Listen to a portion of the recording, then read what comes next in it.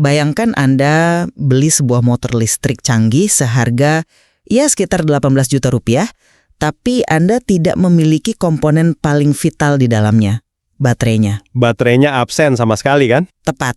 Itulah realitas baru yang dibawa VinFast ke pasar Indonesia lewat model Evo, Velis 2, dan Viper mereka. Pertanyaan utamanya di sini, apakah memisahkan baterai dari motor ini murni revolusi yang akan mempercepat adopsi kendaraan hijau? Atau justru semacam jebakan harga yang bikin konsumen mundur? Menurut saya pribadi langkah ini sangat brilian. Skema sewa baterai ini langsung meruntuhkan dinding penghalang terbesar bagi konsumen kita, yaitu tingginya harga beli di awal. Oke, tapi Sebentar, bayangkan Anda bisa dapat motor bertenaga 5.200 watt yang sanggup melaju hingga 150 km cuma dengan 18 jutaan. Ini bukan lagi sekedar alternatif murah, ini demokratisasi performa tinggi. menarik. Tapi saya melihatnya dari kacamata yang agak berbeda ya. Harga 18 juta di awal itu menurut saya cuma ilusi finansial. Ilusi bagaimana maksudnya? Karena saat kita bedah harga kepemilikan penuh, katakanlah untuk model Viper dengan 2 baterai, angkanya langsung melonjak drastis jadi sekitar 31 juta rupiah. Ditambah lagi ada biaya prapemesanan 1 juta yang sifatnya hangus kalau batal. Iya, non-refundable itu. Betul. Meminta komitmen buta seperti ini di pasar yang masih transisi, rasanya terlalu beresiko buat dompet konsumen kita. Soal komitmen itu, kita harus lihat mekanisme teknis yang sebenarnya ditawarkan ya. Motor-motor ini pakai 2 baterai jenis LFP. Secara kimiawi, baterai ini jauh lebih stabil dan tahan banting untuk dilepas pasang terus di stasiun penukaran. Memang LFP lebih awet umurnya? Nah, disinilah letak revolusinya. Coba ingat-ingat, kapan terakhir kali Anda peduli dengan kondisi fisik tabung gas LPG di dapur Anda? Oh, analogi yang bagus. Anda tidak peduli tabungnya lecet atau karatan, kan yang penting kompornya menyala saat dipakai masak.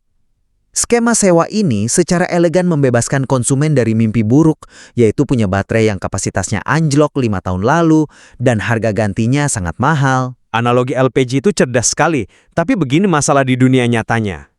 Tabung gas itu durasi habisnya murni kita tentukan sendiri dari seberapa sering kita masak. Ya, sesuai pemakaian. Nah, kalau skema langganan baterai motor, argo tagihannya terus berjalan setiap bulan. Entah motornya dipakai setiap hari atau lebih sering nongkrong di garasi, Anda tetap bayar. Memang ada beban biaya tetapnya.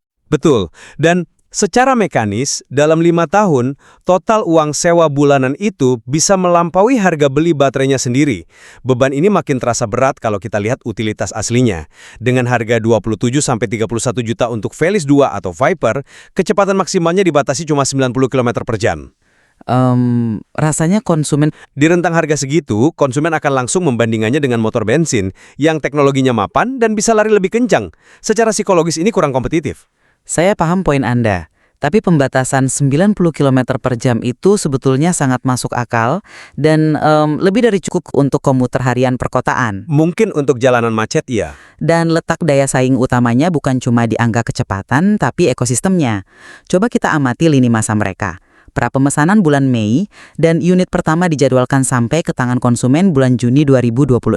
Pengirimannya memang sangat cepat. Jeda hitungan minggu ini depan sekedar strategi pemasaran. Ini bukti empiris mereka sudah punya modal masif dan infrastruktur stasiun tukar baterai yang siap jalan.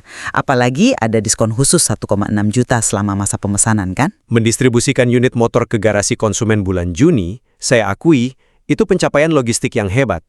Tapi menyebar motor itu satu hal, memastikan stasiun tukar baterai beroperasi lancar di setiap radius beberapa kilometer, itu tantangan struktural yang sama sekali berbeda. Tentu butuh proses pembangunan yang berkesinambungan. Dan ingat, VinFast memberi pilihan ganda. Anda bisa langganan atau beli putus sekalian. Alih-alih terlihat fleksibel, opsi ini berpotensi membingungkan konsumen awam. Orang kita datang ke ruang pamer menginginkan kesederhanaan. Bayar, bawa pulang, jadi hak milik penuh. Fleksibilitas itu selalu membutuhkan kurva edukasi ya, itu wajar. Tapi bagi saya, memisahkan komponen harga baterai untuk menekan harga jual adalah fondasi pragmatis yang realistis.